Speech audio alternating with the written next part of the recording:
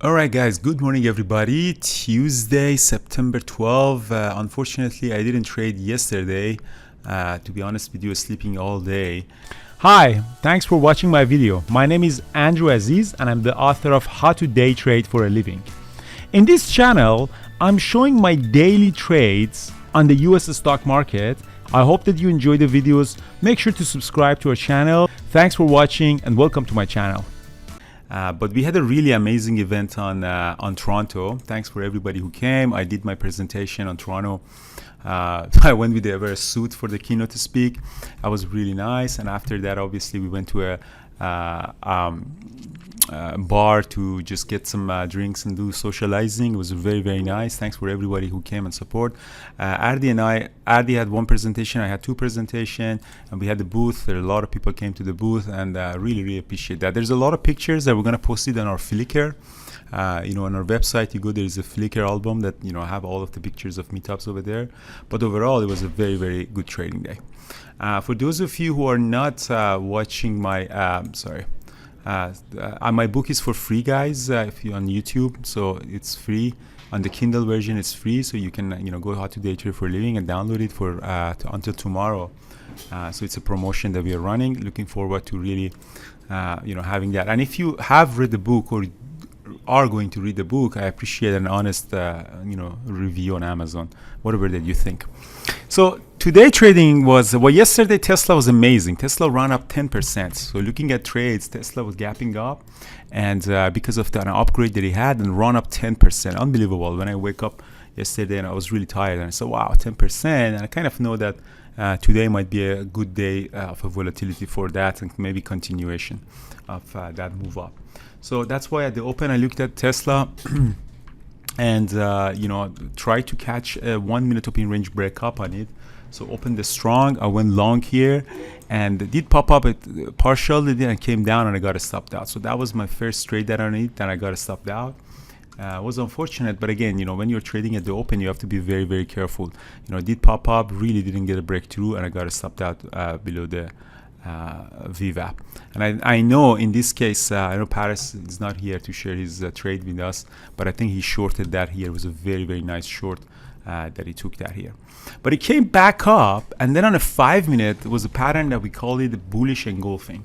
So the bullish engulfing is a reversal pattern. It means that a bearish candlestick plus a very bullish candlestick show up in a way that it engulfs the other candlestick. So that's a very bullish candlestick. So I took the trade to the long side for that 5 minute engulfing.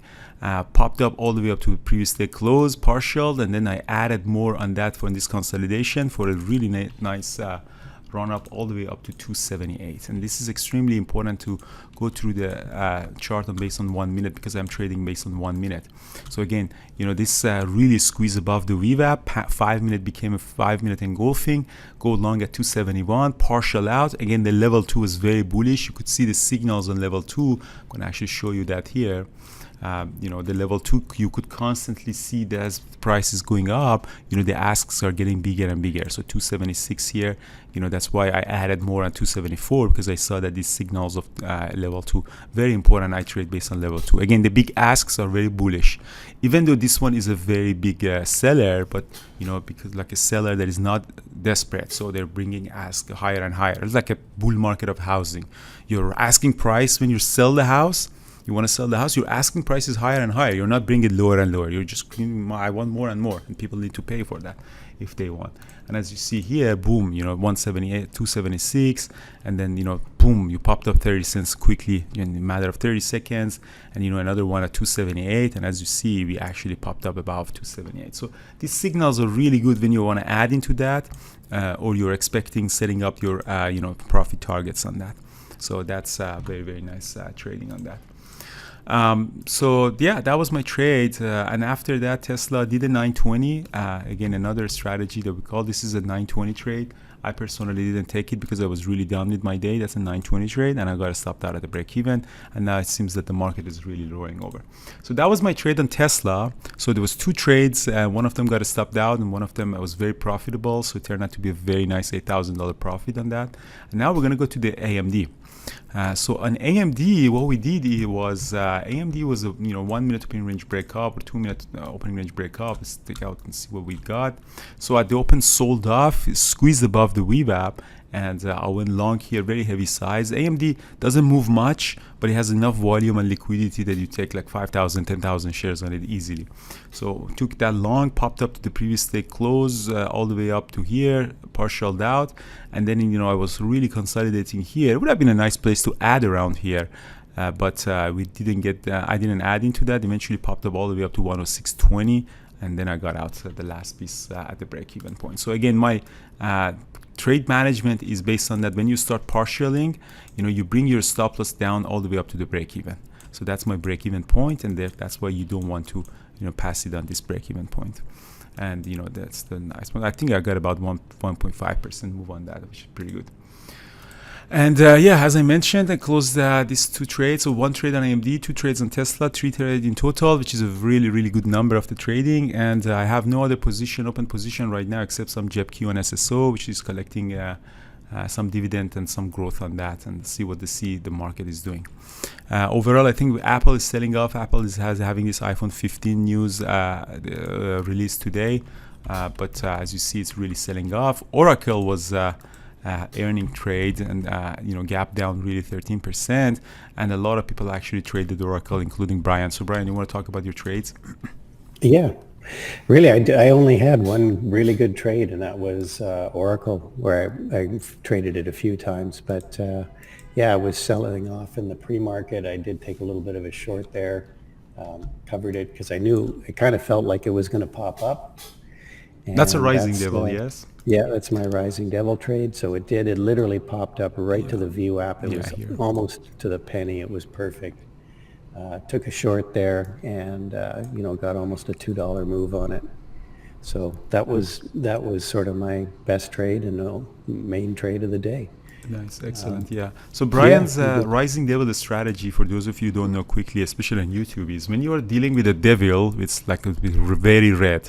Like we call it devil, like because it's minus 12%, obviously very red. In the last few minutes before the market open, you'll get a sell-off. That's always something that's very interesting that Brian always find out. Any pop at the open is a really good short selling opportunity. Like see, it's usually very quick. As soon as it comes up, you short it here at the VWAP, and then you get the next move up. It's a very quick scalp strategy, but it always, always happens like that. Especially in the last few minutes, you get a big sell-off, means that everybody wants to get out. Any new pop is a really opportunity for traders who want to get out of the trade or dump their shares or short sell. So that's a really good trade on that. Yeah. So, and it did come back up to the VWAP. I did think about shorting it again, but I didn't. And I know some of our traders did that, but that was a good opportunity to add back to the position again. So I did try to add back to it and just got stopped out because it did pop a little bit above there. But overall it was a really good day. And a few options trades. I did short Apple calls, 180 calls, and covered a lot of them already. And shorted some meta puts or calls as well. So that was a pretty good day. Yeah, so that's very important. Like, for example, let's talk about the trade on Tesla that I did. One way of doing Tesla is, if you want to trade, like, for example, I went like 271. What you could do is you could actually trade call options on that. So you could go to the Tesla, for example, at the call option of 270. So you could, instead of buying that, you could buy the call option. Let's see, actually bring the trades here. So let's see, for example, bring this one here. So what you could do is, exactly right at time, that 9:40, you could buy the call option at $6, which goes all the way to $11. So that's one way of trading it is that you get this, exactly the place that I went long here. You buy the call option of 270, and then you get this move instead of writing that. I don't trade the day trade options very much, like Megan does, Jared does, but I don't trade it because you just have to go and find it, the It's a little bit difficult to go and find the chain and stuff, and it's not fast enough for me. But you can set up the hotkey options and everything here. But essentially what you do here, you get a $6 move also. That's over 100% move, isn't it? It's amazing. And you use the nature of the leverage when you're trading the options. Or there are some products like TSLA, which is by design is defined 2 times of is it TSLA? Is it TSLA?